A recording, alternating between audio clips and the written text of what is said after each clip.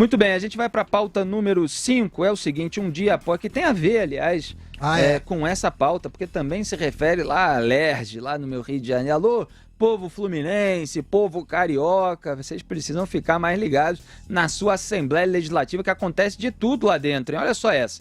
Um dia após a denúncia que mostrou que servidores da Alerj que não aparecem para trabalhar, mesmo ganhando salários que ultrapassam os R$18 mil por mês, alguns deles voltaram à Assembleia do Rio. Em nota, o presidente da Alerj, deputado André Siciliano, afirmou que vai abrir uma sindicância para apurar as denúncias. A Corregedoria da Casa também anunciou que vai investigar o caso. Primeiro eu vou fazer um parêntese aqui. Não pode, né? Porque... Passar reto, não. Não, porque o Augusto lembrou aqui que são vários deputados, né, que foram alvos do COAF, 27 deputados, cujos assessores incorreram em movimentações bancárias atípicas. Um deles era o Flávio Bolsonaro. Outro que encabeçava a lista é o André Siciliano.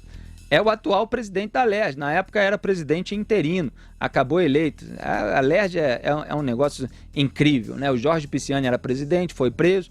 Depois o Wagner Montes assumiu e tirava licença médica, aí o André Siciliano estava substituindo interinamente, depois acabou eleito, mesmo tendo aparecido na lista do COAF, inclusive com abstenção ali de boa parte do PSL no Rio, comandado pelo Flávio Bolsonaro. Sérgio então Cabral é o André Siciliano que Sérgio Cabral foi presidente. Sérgio Cabral foi presidente, pois é.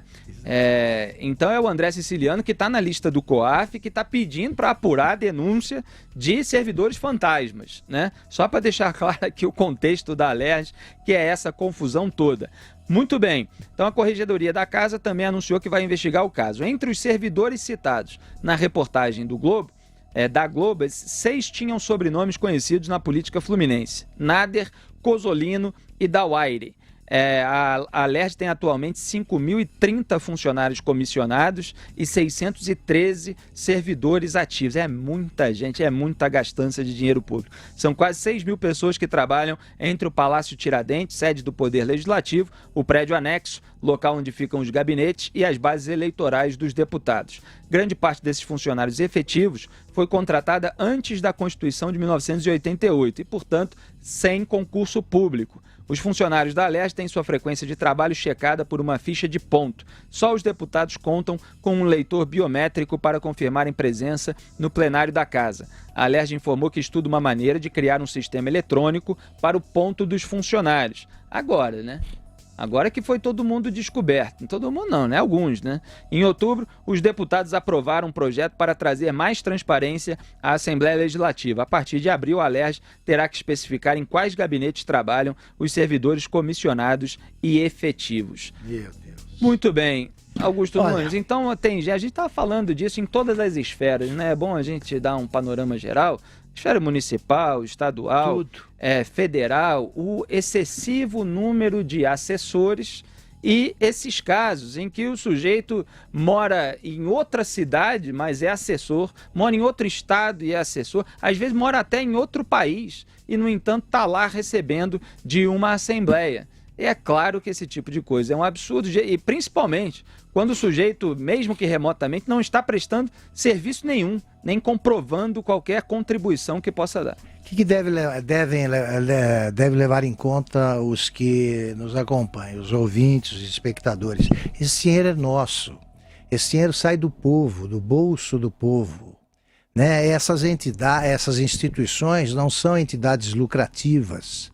Elas são sustentadas com o dinheiro dos impostos. Então, o povo tem de ficar mais indignado com isso aí. Quer dizer, um bandido como esse André Siciliano vai abrir uma sindicância para apurar as denúncias. Se depender dele, não descobrem nada. Aliás, está tudo escancarado. 6 mil funcionários, pensem nisso.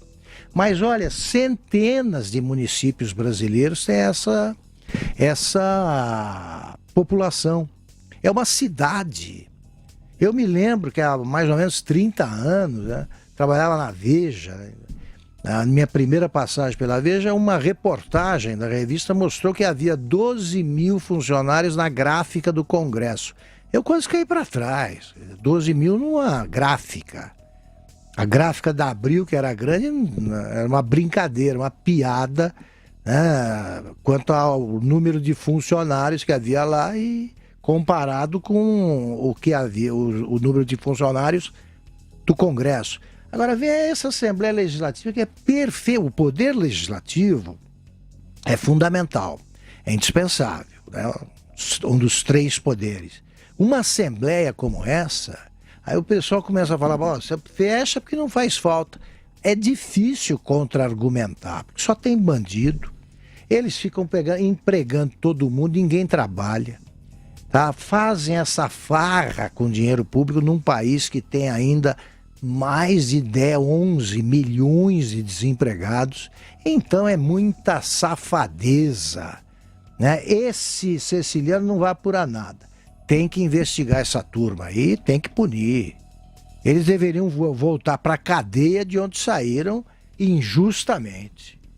Aliás, a assessora Elisângela Barbieri, do André Siciliano, do PT, era assessora na lista do COAF que tinha movimentado a maior quantia de dinheiro, por volta ali dos 25 milhões de reais. E o Ministério Público do Rio de Janeiro está devendo aí uma satisfação maior para a sociedade a respeito de todos os outros casos, além desse do Flávio Bolsonaro. Diga aí, Zé Maria. É só responsabilizar o gestor, né? O presidente da Câmara, ele exerce ali a função de um prefeitão da Câmara ou o gerente da Câmara. Se está pagando de forma indevida, é só obrigar o presidente da Câmara a devolver aquele dinheiro para os cofres públicos. Eu gosto de ouvir, Augusto, quando você diz que esse dinheiro é nosso, aí o Felipe, não há dinheiro público. Não existe dinheiro público. Exatamente. O dinheiro dos pagadores de impostos. Exatamente. É dinheiro do povo, quer dizer, dinheiro de pagador de impostos. Não há esse mundo sem fundo de dinheiro, não. Isso não é só no Rio de Janeiro, lamento dizer, senhores. Não é só no Rio de Janeiro. Isso é replicado em vários estados, câmaras de vereadores e muito aqui no Senado. Perdemos a conexão com o Zé Maria Trindade, a gente está tendo uma intermitência aí no sinal diretamente de Brasília. Zé Maria Trindade estava dizendo que esse tipo de escândalo não ocorre somente no Rio de Janeiro. Claro que são assembleias legislativas de vários estados que passam por isso, e quando um caso é descoberto, 2, 3, os políticos são entrevistados pela imprensa e aí acenam com qualquer coisa de vamos fazer um projeto de transparência, né? Primeiro, são atitudes que não deveriam ter sido tomadas. Segundo, que são processos, são códigos, são procedimentos que já deveriam existir há muito tempo. Terceiro, que não era para ser necessário a imprensa para descobrir isso com investigações, apurações e tal. Os próprios parlamentares já deveriam detectar qualquer indício que ocorresse dentro da Assembleia. Mas era igual o tempo do Sérgio Cabral, né? Você denunciava lá uma roubalheira dentro do governo dele ou qualquer imoralidade, ele falou, não, agora vamos escrever então um código de ética. É isso aí.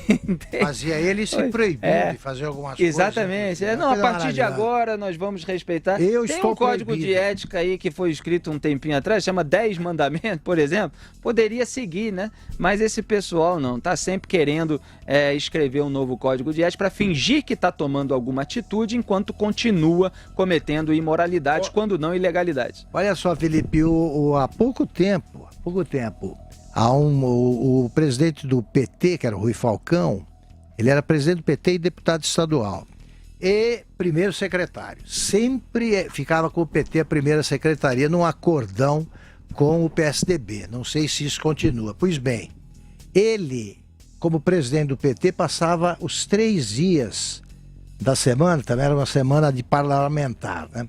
Ele ficava terça, quarta e quinta em Brasília. E, no entanto, não era registrada a ausência dele na terça, quarta e quinta na Assembleia Legislativa. Mas como? Né? O sujeito tem o dom da ubiquidade? São 2, Rui Falcão? Não. Ele era o secretário-geral e o secretário-geral é quem cuida do livro de presença. Então, ele próprio justificava a ausência ou se apresentava como participante de alguma sessão quando estava em outra cidade. É isso. Quer dizer, não dá para trabalhar em Brasília e São Paulo ao mesmo tempo. Pelo menos eu não sei de qualquer método que permita isso.